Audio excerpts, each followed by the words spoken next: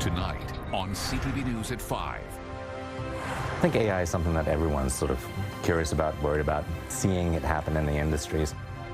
Job options. Maritimers worry artificial intelligence will reshape and replace the way we work. I hope people take away that autism isn't something to be scared of.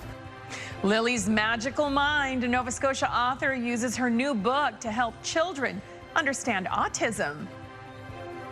I feel like my whole family's together. And who says you can't choose your family? An adoption 60 years in the making. The last of the rain is clearing east and is followed by a sunny stretch of days. Live from the Maritimes News Center, this is CTV News at 5. Good evening and welcome to CTV News at 5. I'm Maria Panopalis. Thank you for joining us. First at 5 tonight, future employment. Artificial intelligence could make your job easier, but it appears a lot of Maritimers are concerned it could actually replace them in the workforce. As CTV's Stephanie Seacos reports, a new study finds Atlantic Canadians see AI as a threat rather than an opportunity. Hi, Steph. Hi, Maria. That's right. It is a similar sentiment echoed across the country, but those living in our region see AI as more of a threat for future jobs than anywhere else. Finding a new job in 2026 comes with some new strategies. How can you get AI to sort of help you when you're applying for a job, maybe come up with what are some of the questions that you're may see that you may want to answer? Artificial intelligence is more prevalent both on the job hunt and in the workplace. I think AI is something that everyone's sort of curious about, worried about, seeing it happen in the industries. According to a new survey by TD, most Canadians believe AI in the workplace is inevitable, though it ranges slightly when broken down by age. 89% of boomers think AI adoption is only a matter of time, while 81% of Gen X and 79% of millennials think so. Meanwhile, just 65% of Gen Z hold that belief. Younger generations have used so many different tools over so many years, they don't feel loyal to these tools. When looking at whether AI is more of a threat or an opportunity for future jobs, most surveyed lean toward threat. That number was even higher in Atlantic Canada with 74%. Nationally, 68% felt that way. We're all trying to figure it out right now. There's no rule book, there's no user guide that you can open up and say, this is how to use AI. While stretching the truth about skills is nothing new, 32% of those surveyed say they have exaggerated their ability to use AI to their work colleagues. We don't like to feel left out, and especially in a workplace environment where we have coworkers that we're around every day. So it's social signaling that, oh, I know how to use these tools, I feel good with it, because we don't want to show that we don't know how to use them. As AI continues to evolve, many workers are trying to evolve with it. I think there's a lot of AI sort of training needed, and certainly out there, a lot of people looking at how to sort of maximize their AI skills, whether it's looking on online training online or actually going to different programs. The survey also looked at whether people are less worried about AI taking their jobs than they were a year ago. Just over half of those surveyed say they are less worried. Maria. Isn't that interesting? Thank you, Stephanie. CTV's Stephanie Seacos for us in the news center this evening. And that actually brings us to tonight's web poll. This is what we are asking. Are you worried about the impact of AI on your job? You have 3 options. Yes, I feel threatened by AI. Or no, I feel AI will have little impact. And the final option, I actually think AI will benefit my job. Just go to ctvnewsatlantic.ca to weigh in and to see the latest poll results. All right, over to the anchor desk we go now, where Todd Battis has been working on a busy CTV News at 6. Hi, Todd. Maria, don't worry. AI will never replace news anchors. Never. Yeah, let's hope. How could it? Yeah, no holograms in the future, hey? Discussion for another day. For sure. But for tonight, we focus on tariffs and energy, and those were the focus of talks between Canada's 13 premiers and Prime Minister in Charlottetown today. Mark Carney says a unified front is the best approach to dealing with both of those issues when it comes to the United States. We'll hear more from the First Ministers' Conference tonight at 6. The RCMP in Moncton are investigating this altercation in a parking lot on Mountain Road over the weekend. Police trying to determine if there was a hate crime committed. The local Muslim community and the National Council of Canadian Muslims say both the woman and her 7-year-old are traumatized by the incident. We'll get the latest from CTV's Derek Haggett. And we have an update on the restoration work on the Martello Tower in St. John. It's been undergoing since 2020. Much of the outer walls are now complete, and the scaffolding will be coming down in the next few weeks, so we'll get a update inside. Our tour guide will be Avery McCrae. Back in the Weather Center is Kaylin Mitchell with a look at today. A little bit of rain, a little bit of sun. But I'm back just in time to talk about some very sunny weather headed towards the region over the next couple of days, just as planned, Todd. Today, though, of course, there was still some soggy conditions for parts of the region, especially for the areas in Nova Scotia, where there was still some rain and some steadier showers to make its way through. Temperatures right now around the Maritime region are mostly sitting in the high teens and low 20s. There is some mugginess to the air, especially in the province of Nova Scotia, so humidex a little bit of a factor. It is making most parts of the region feeling into the low to mid-20s. When we check in the dew point temperatures, which is a measure of that moisture in the air, they are beginning to fall in the province of New Brunswick, but they're still a little bit higher, and that's why we have that mugginess for parts of Prince Edward Island and Nova Scotia. The level of humidity will be coming down for those two provinces as we head through tonight and through Friday. Taking a look at winds right now around the region, they're mostly out of the west and the southwest. They're being sustained. A lot of cases between 10 and 20 kilometers per hour. Still a little bit more gusty in Cape Breton. That's the last part of the region that's going to be getting past this weather front that still has the wet weather around it. So there's still a few gusts being reported, 30 to 50. Here's what's left of that rain. And this is going to be clearing past Cape Breton over the next couple of hours. And after that, the entire region for tonight, we'll be seeing some clearing conditions, and that's ahead of the sunshine in the forecast for Friday and the weekend. And I will have more on that when I'm back a little bit later on. Maria. And we will see you a little later on.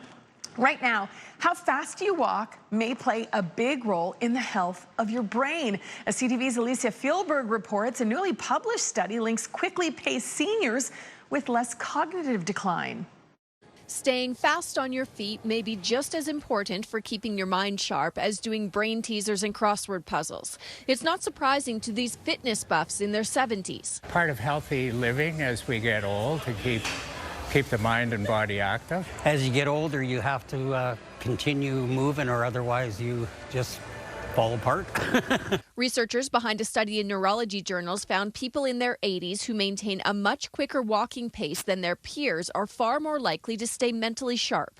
Researchers say these super movers walk as fast as people about 30 years younger, and as they aged, they tended to preserve the volume of their brain's hippocampus, the part associated with memory. We're seeing that the super movers are experiencing about 50% less cognitive decline compared to their counterparts who are not super movers. That's pretty significant. At the average walk speed for people in their 80s, you can cover a kilometer in about 19 minutes. Super movers may be able to walk a kilometer in about 14 minutes. I would recommend going 4 miles an hour, which is 6.4 kilometers an hour, or greater on the treadmill. While this latest study focuses on walking, other research indicates the type of movement doesn't matter so much as long as you stay active. We still go out at night and we go dancing on the weekends and stuff like that, so we're trying to keep young. Since I've retired, I'm at the gym more. Pickleball the other 2 days of the week. I think maybe it helps to prevent dementia a little bit. If you're consistent and keep up the pace, it could pay off for both your muscles and your mind. Alicia Fieldberg, CTV News, Calgary. Oh, if ever there was a reason to keep that pep in your step right there. All right, so a little later in the show, we'll tell you about an adoption 60 years in the making. And here's a preview of a couple of the other stories still to come on CTV News at 5. I'm Vanessa Wright in Halifax. Coming up on CTV News at 5, we'll introduce you to this Nova Scotia author who's using her first children's book to help kids understand autism, something she wished she had during her own journey and diagnosis. That story is just ahead on CTV News at 5. I'm Brianne Foley in Nova Scotia, where two mountains are making music this summer. Stay tuned. We'll have that story coming up tonight on CTV News at 5. Don't miss Crescendo Fest from July 28th to August 1st. Celebrate Black music and culture with a 2-day conference, plus musical events around Halifax and surrounding communities. For more information, visit crescendofest.com. A Nova Scotia University student is using her first children's book to help kids understand autism. CTV's Vanessa Wright shows us the book is inspired by her own diagnosis and journey. Lily's Magical Mind is Lauren Peveril's first children's book. It follows the life of Lily, a little girl exploring her surroundings and discovering her differences. She starts out as like a young toddler. She doesn't like the sand, and she kind of struggles with a few things, and then she gets diagnosed with autism. In many ways, Lily's life is a reflection of Peveril's own experience with autism. So I was diagnosed at 18 as an adult, and that came with a lot of relief, but also being diagnosed as a late female. I definitely masked growing up, and I always knew there was something going on, but we could never figure it out. She really started to research herself about autism and other things that she thought might be happening in her mind. The book started out as a school assignment and blossomed into much more. From TED Talks to classroom presentations, Peveril is busy helping children better understand autism. I didn't have a resource like this or anyone to look up to who was a female with autism, but it was nice to have a resource that I could look to that knowing younger me would have benefited from having something like that. Lily's Magical Mind was also inspired by Peveril's brother, who lives with ADHD. I think the book is a good tool for parents too, because it gives you kind of a plain language child's view of what's going on in their mind that they don't always say out loud. And that was definitely the case with Lauren. Peveril hopes people take away that autism isn't something to be scared of. People have a lot of misconceptions about it, and I think it's a great resource for kids with or without autism to understand their classmates better, understand themselves better, and how we can be more inclusive. Hoping others see themselves in Lily's journey to better understand their own. Vanessa Wright, CTV News, Halifax. Oh, just absolutely awesome. Lily's Magical Mind is available anywhere that books are sold. You can find it online and in person. And I do think children with and without autism will benefit from it. What a great idea. Yeah, super idea. Fabulous, Lauren. Way to go.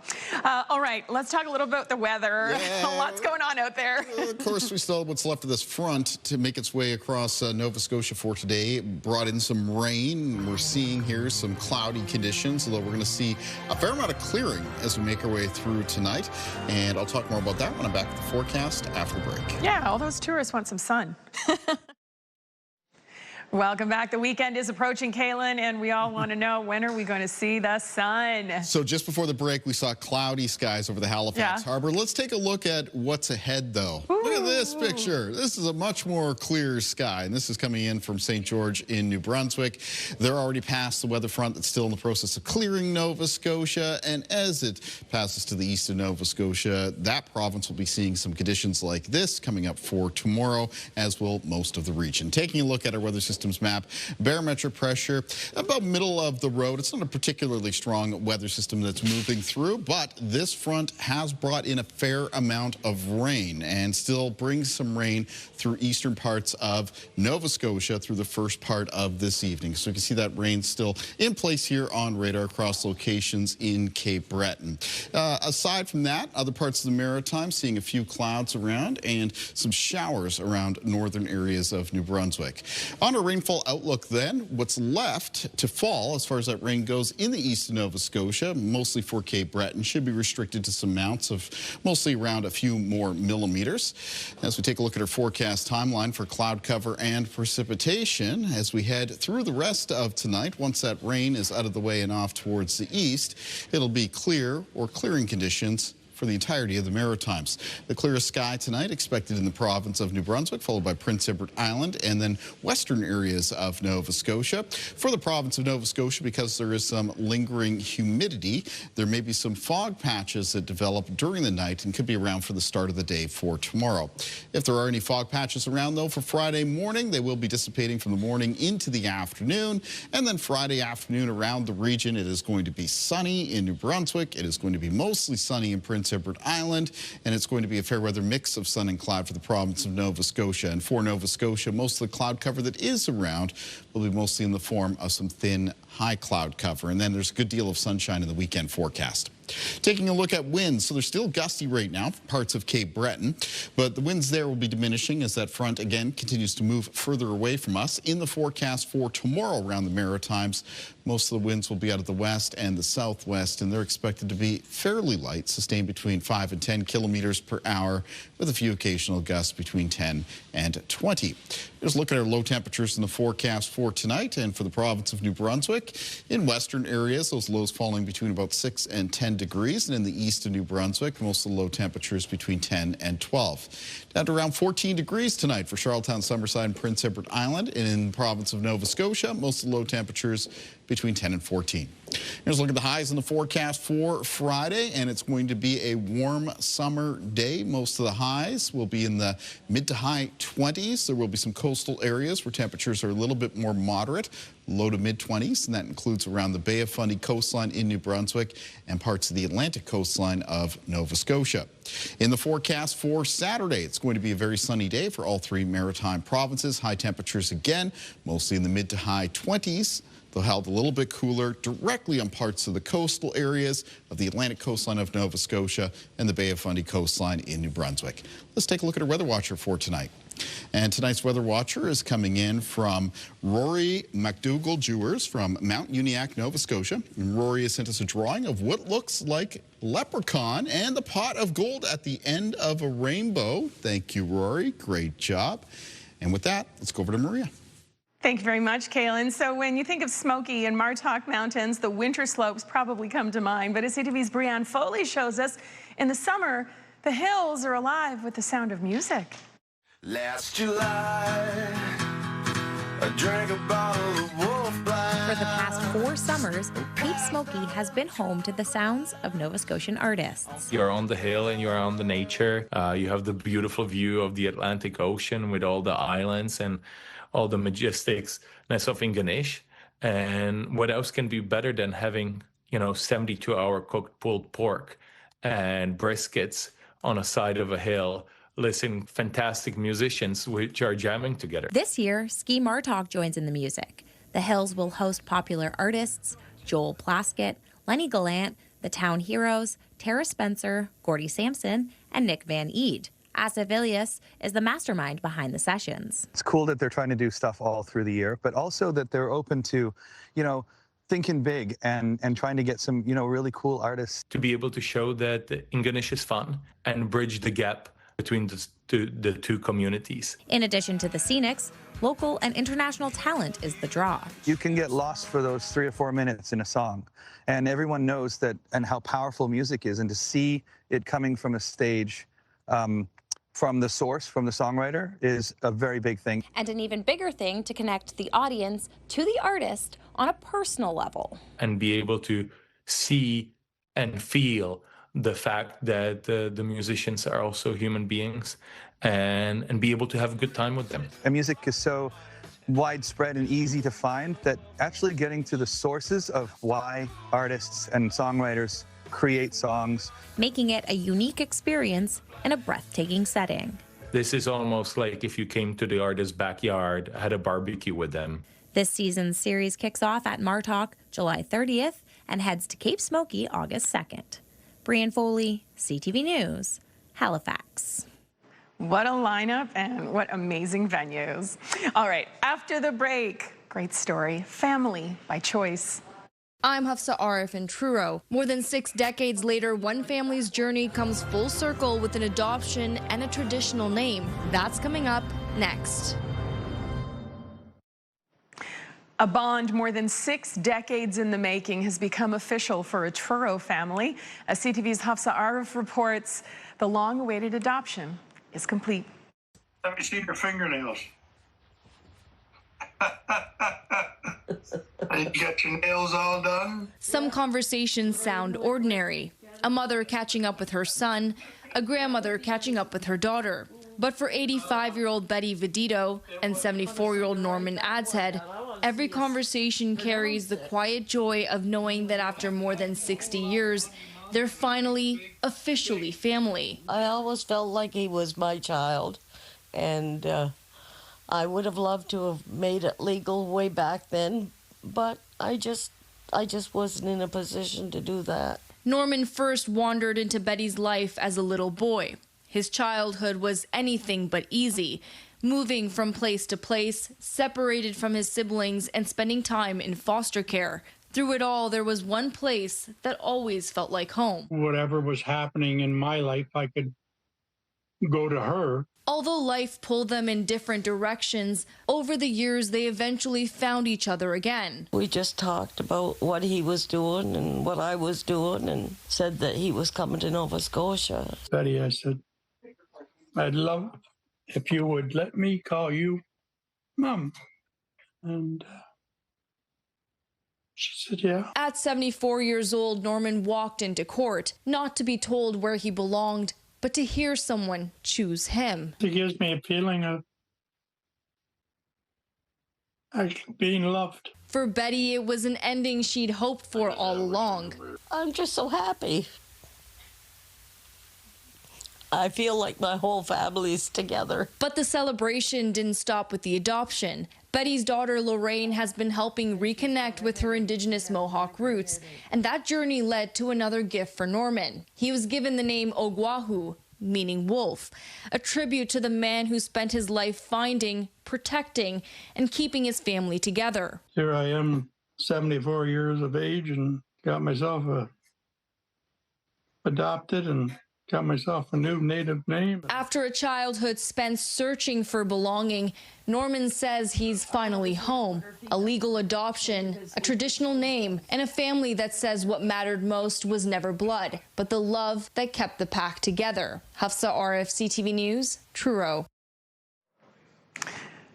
There are no words. Such a touching story. It really is not a dry eye in here.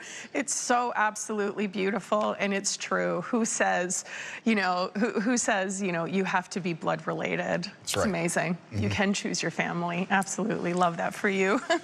We've had a couple rainy weather systems that have come across the Maritimes lately, so I thought coming up at 6 we could take a look at some of those rainfall totals, which areas have picked up a lot, which areas haven't, and that's ahead. We'll see you tomorrow, the national news.